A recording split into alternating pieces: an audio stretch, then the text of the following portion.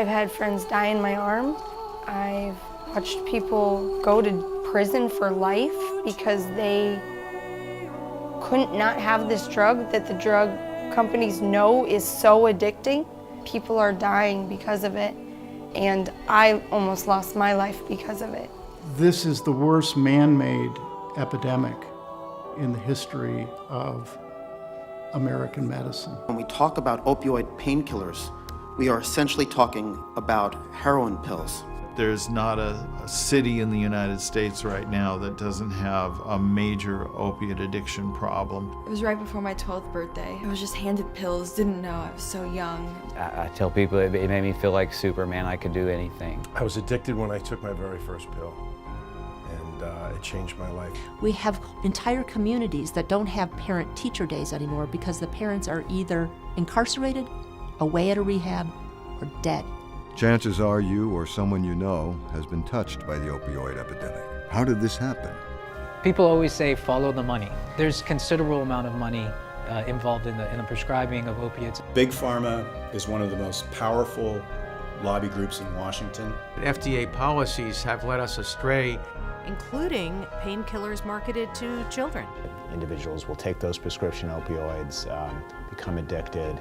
It becomes too expensive. And heroin walked into town. And it's cheap, really inexpensive, readily available. Then I started using heroin when I was about to turn 14. I am a heroin addict, and my life became unmanageable. I ended up homeless. I ended up living in a car.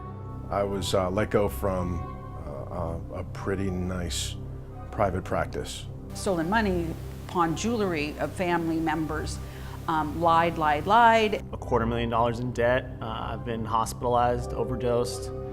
I've had osteomyelitis, almost lost my arm. I was in a coma for 4 days. When I woke up, I was hospitalized for a few weeks because I damaged artery in my heart.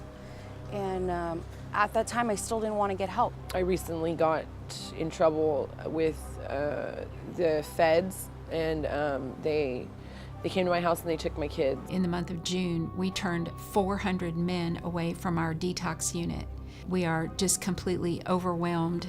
Probably less than 10% of the people who need treatment are actually able to access treatment. People are dying from their addiction while they're sitting on the waiting list. Sadly, we are not seeing the light at the end of the tunnel, so we have to continue working. We have to continue just making lots of noise, and I've often said to people, we're going to be in your face. We're going to continue to be in your face. Within our nation, a flame has been lit to hold the guilty accountable, demand stricter laws, secure better access to treatment, and deliver solutions to end this plague.